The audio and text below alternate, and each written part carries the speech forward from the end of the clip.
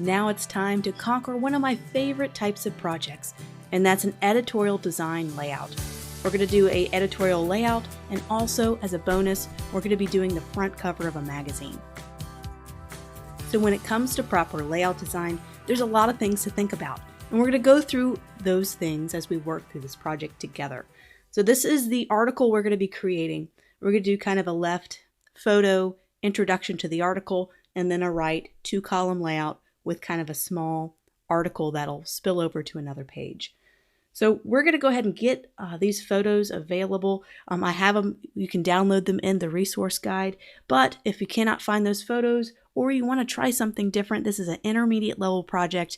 I encourage you to find your own or write your own article and kind of do your own layout with different photos using this as a guide. But if you want to follow along with this exact project, you can download the photos. So let me go ahead and download all of these we need. We're going to start from scratch. I actually did some editing on each of the ones you see here, and we're going to get this copy as well.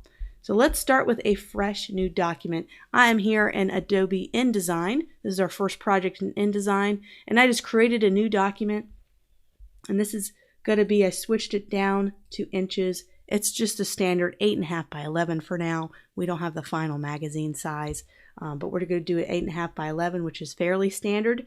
In the American magazine industry, of course, in Europe, they have taller sizes, a little more slender. So you might just need to make some adjustments depending on where you live. I did, you could do 6 pages. We're just going to do a front cover and 1 spread. So as long as you have 3 or more pages, we will have what we need. Make sure that facing pages is selected because we are going to do a front cover and we want to have a spread. So we want to have facing pages selected. And with margins, default margins are, I believe, 1/2 inch, but I like to reduce my margins to 1/4 inch because I feel like they're a little bit too big by default and I want to have some margins I really want to stick by. So I'm just reducing it to 0.25 inches all the way around, or about half what the original size is if you're working with other sizes. And of course we want to have a bleed, so I added an 1/8 inch bleed all around, which is very standard in the magazine industry, and I created a document. So here we are. Let's get started. So we're going to do what's called blocking. So we're going to block out basic elements, knowing what we need to have on the page. So we know we have an article that's going to be about 2 columns, maybe 300 words or so. Nothing really too lengthy, but we need to have an area for a block of copy, an area for a headline, and maybe an area for a quote. So let's block it out. I'm just going to grab the rectangle tool, and I'm going to go over, and this is a newer version of Adobe InDesign. So I have a properties panel. If you don't see a properties panel, it means you probably have an older version, and that's okay because you'll be able to access all of this in different windows. If you go up to window, you can call out all of them. What they did is they combined about 5 different main panels into one panel in the newest version. So if you see something different, don't panic. You'll still be able to access everything I'm accessing right here in the properties panel. So for now, I'm just going to select a light gray just for blocking and getting that rectangle tool and just kind of figuring out where my photo is going to go. So when it comes to layout design, sometimes it's nice to push things over to other panels, especially when you're doing spreads. It's kind of nice to be able to push the envelope. We can have it go across the page just a little bit. I think it just connects those 2 pages better. You could even have kind of some circles here and cut it out. You can make any kind of frame for your photo, but we're going to kind of just have it spill over to the other page just a little bit, so it gives our photo a lot of attention because we're also going to put our title there as well. So let's go ahead and create our blocks of type. I just have the type tool, and if we ever need to fill our type with information instead of having to go to the internet and find random information, I'm just going to go up to type, fill with placeholder text. So it's just going to automatically fill with a bunch of text so I don't have to mess with it. So what I'm going to do is I'm going to copy this over to make a second column. I'll kind of show you how to do this. This is an intermediate level lesson, so hopefully you have a little bit of experience in Adobe Illustrator, but for those who are still struggling a little bit, sometimes when you collapse a text box and there's extra text that's still there, that would be there if you uncollapsed it, there's this little plus sign icon. I'm going to click on that, and any spillover type can be put in a separate box. So we're just doing that. We're just creating 2 columns. And what I like to do is finesse our type a little bit. So let me copy and paste We need a little more length here to our article. This is just gobbledygook. It's not a real article. So you can always collapse and they're all connected. So whenever I collapse this, all that extra type will spill over to the other paragraph. So they're all connected. It's very nice when you're doing multiple page layouts. Okay, so I'm going to make sure these are the same column length. So I'm just making sure they're the same length and they have some nice spacing. So I want to make sure the spacing on the left and the right are the same. What I'm going to do is I'm going to toggle, I'm just going to press the letter key W. So I'm just pressing W and I'm toggling on my margins, and my bleed is all going to be there. So you can now see my bleed and you can see my margins. So I'm just going to make sure I'm just using that as a guide, and you toggle it off and on. I do that a lot when I'm doing layout design, just toggling that on, because sometimes it could be distracting, the lines, when you really want to kind of assess what it looks like. So with columns, so one thing I want to do is I want to go over to my properties panel and I want to select my type, and I have some new options that automatically appear in my properties panel. I'd like to do a left justification with last line aligned left. So you have all these different paragraph options. We could do center, left, right. What I love is a flushed look on the left and right side. And we did this in the previous book project. Right here, justify with last line aligned left. I think that just looks very editorial, very professional to have that right side be nice and even. And also with hyphens, I'm not a huge fan of hyphens. I like hyphens when you have a very tight column. So if you had a very tight column like that, I think hyphens are necessary, or you get too much spacing between the words. But with a normal width column, I like to uncheck hyphens if possible. So I'm going to select my type and go down to hyphenate. Just going to unclick hyphenate. It just looks a little better without all those hyphens. So I'm toggling W again to kind of see what it looks like. So let's go ahead and add a title.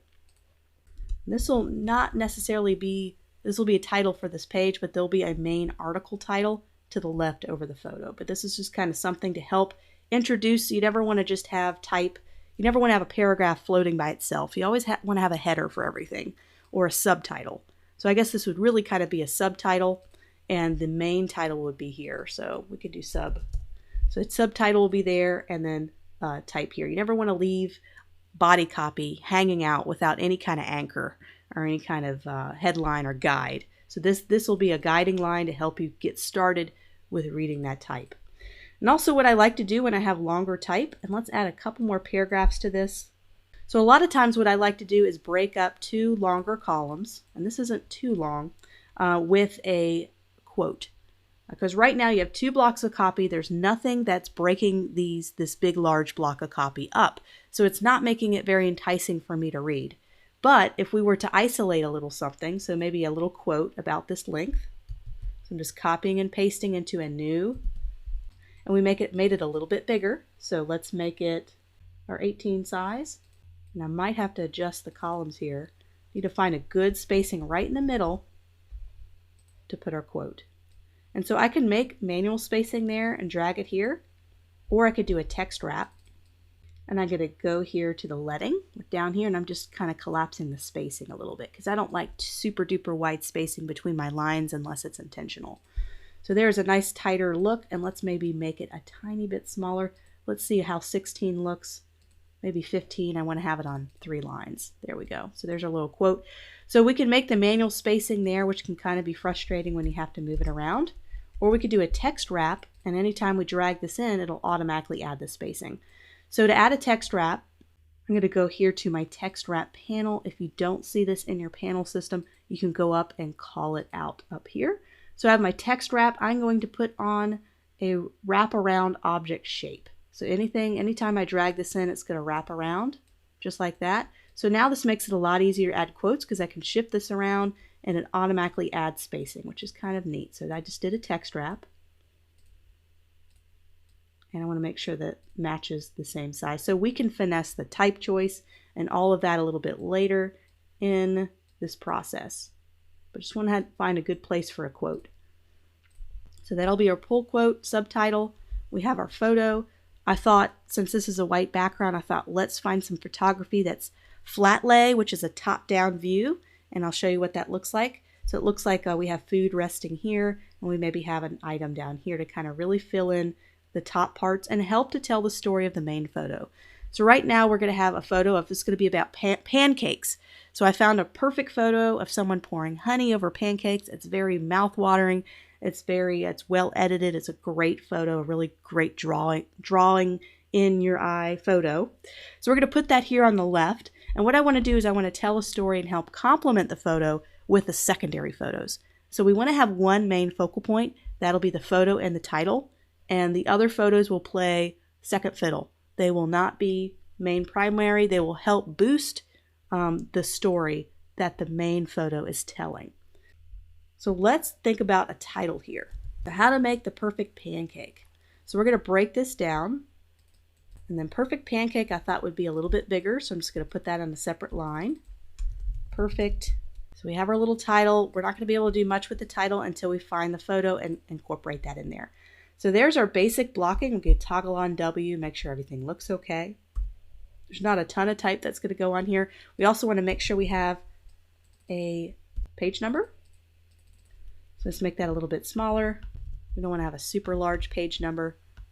And put that on the bottom. We could toggle on W. This is why I love margins. I'm just going to double click that bottom corner and it's going to adapt it to the size. And I'm just shifting it to that bottom right corner of the margin. Kind of helps guide me. So we have page numbers. So I'm trying to think of any other type that'll need to go on here. This is probably going to be it. So let's go ahead and get our photos loaded in here and we can really start to finesse this layout.